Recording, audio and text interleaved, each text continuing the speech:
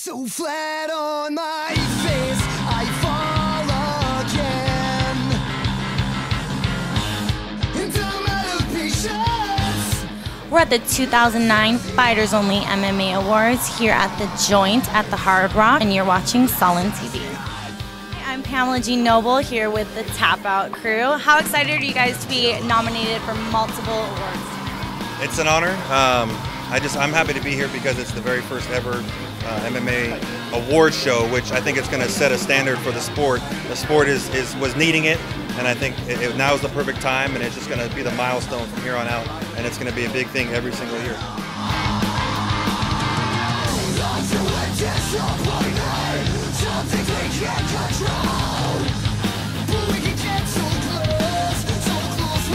Here with Tito Ortiz, everybody's favorite. So, not everybody. Everybody in Huntington Thank Beach, you. That's where they're out of. Okay, Come on, so get much. out of here.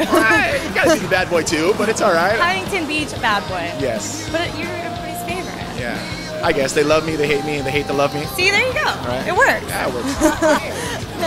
Well, what are you looking forward to 2010? 2010, of course, The Ultimate Fighter. Me and Liddell are the coaches on it.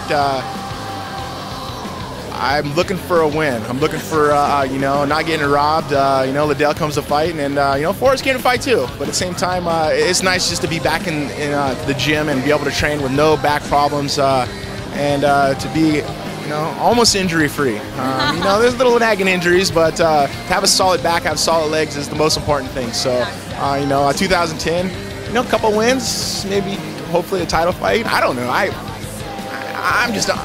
I'm 34 years old. I want to compete some more, man. I see. You're not done yet. No, I see Couture fighting at 45 or 46. Liddell at 40. A lot of these other guys that still compete, and I still have the heart. I still have the desire. I still have the emotional draw to get in there and entertain. It's an entertainment value that I try to bring at the same time as a great fight, and I think I did that hand over fist my last fight.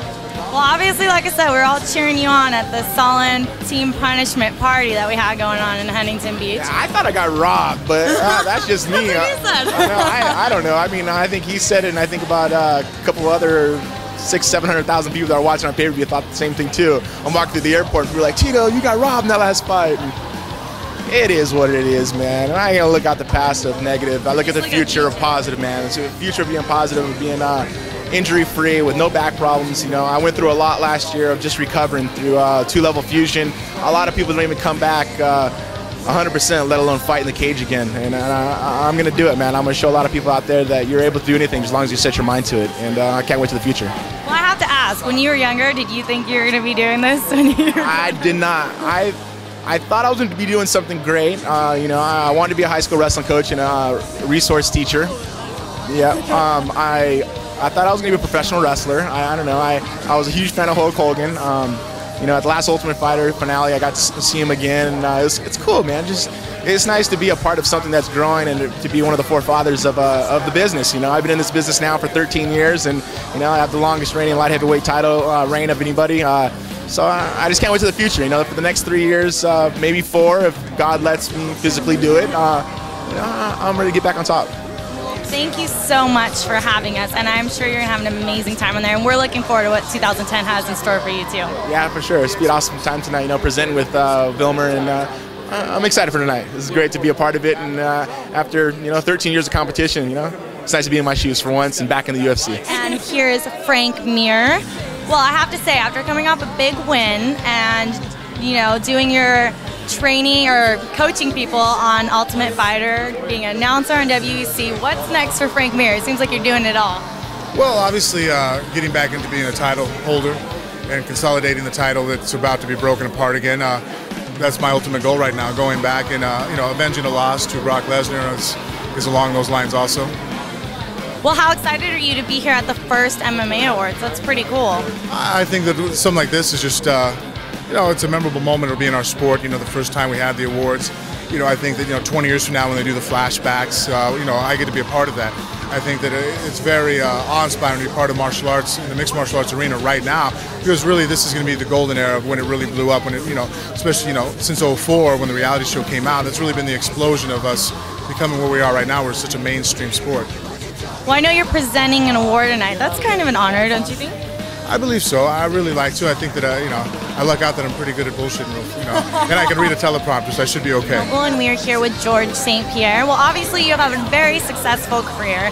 What are you looking forward to come?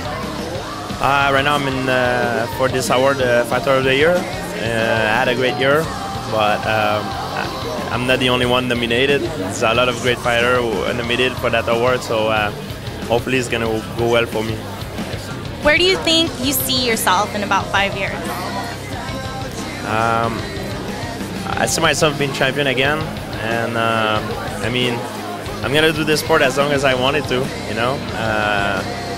I choose to do that by love of martial art. I didn't do this because I didn't have choice. So as long as I like what I do, as long as I am happy when I wake up in the morning, I'm gonna be doing this job. Well, I think you have a very good shot at Fighter of the Year. I know you have tons of fans. And the only thing I think there is to ask is 2010. Where do you want to be? What are you trying to accomplish? Who would you like to fight? That's a very good question. I would like to fight Dan Hardy, and I'm happy because I'm fighting him March 27. That's perfect. He's the most dangerous guy for me right now, and I'm glad I have the opportunity to fight the best guy, and that's what I want. Well, March 27th, we all need to watch Goerges St Pierre, Randy Couture.